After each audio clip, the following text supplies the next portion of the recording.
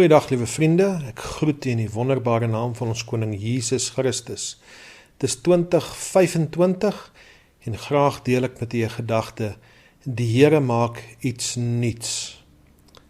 Ek lees vir ons daarso in Jesaja 43 vers 19, hy sê, kyk, ek gaan iets nuuts maak, nou sal dit uitspruit, sal ek dit nie merk nie. 'n eensame saadjie het in die woestyn gelê en slymer, getuister deur die skroeiende son en woestynwinde. Dit het onbeduidend gevoel, verlore in die groot leegheid. Die saadjie het by homself gewonder, is daar enige hoop vir my? Toe onverwags het 'n sagte reën geval. Die saad is gevoed en het herleef en dit het begin groei en deur die sand gedruk. Hierdie saadjie het nou nuwe uitdagings in die gesig gestaar.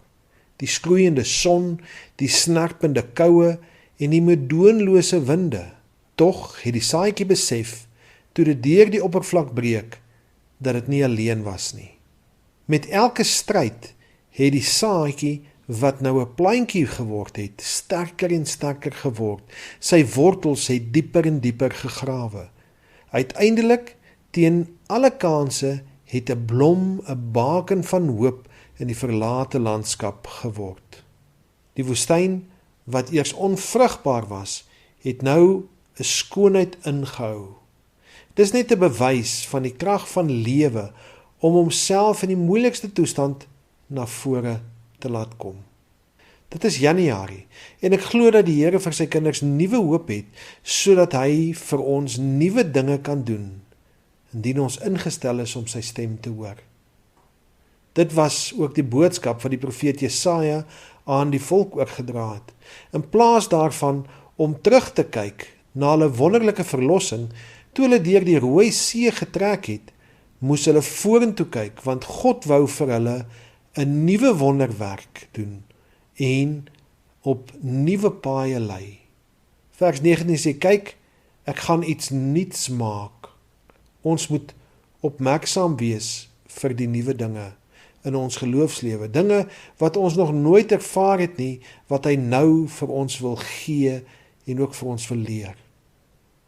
Ek in my huis kan getuig dat ons daadwerklik geleer en bewus geword het van ons diepe afhanklikheid van die Here in ons tyd in Westdene, maar ook hier in Vogwel. In Psalm 127 vers 1 lees ons 'n bedevaartslied van Salomo. As die Here die huis nie bou nie, te vergeefs werk die wat daarin bou. As die Here die stad nie bewaar nie, te vergeefs waak die wagter.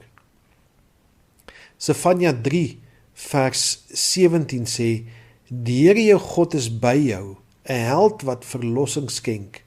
Hy verheug hom oor jou met blydskap. Hy swyg in sy liefde. Hy juig oor jou met gejubel. The Lord your God in your midst, the mighty one will save. Jy sien, vir die Here is niks onmoontlik nie. In vers 20 lees ons, ek gee die water in die woestyn. Vir die Here is dit nie onmoontlik om in die woestyn water te gee nie. Riviere in die wildernis om my volk te laat drink. Sien, hierdie gedeelte, hierdie verse wat ons gelees het, beklemtoon vir ons onverwagte hoop. Net soos die reën onverwags gekom het, kom God se seëninge dikwels wanneer ons dit die minste verwag. Dit beklemtoon vir ons dat ons uitdagings kan oorkom. Die saad het talle struikelblokke in die gesig gestaar, maar dit het volgehou en floreer toe die water gekom het. Daar was transformasie. Die dorre woestyn is getransformeer deur die teenwoordigheid van die blom, wat die transformerende krag van God se werk simboliseer. Mag ons oë vandag open, sodat ons sy nuwe wonderwerke in hierdie moeilike dae sal opmerk en hom heel hartig daarvoor sal eer. Kom laat ons vooropgestelde idees laat vaar en plek maak vir God se wonderlike handelinge in ons eie lewens. Mag die Here jou seën in 2025 met groei in 'n dorre wêreld.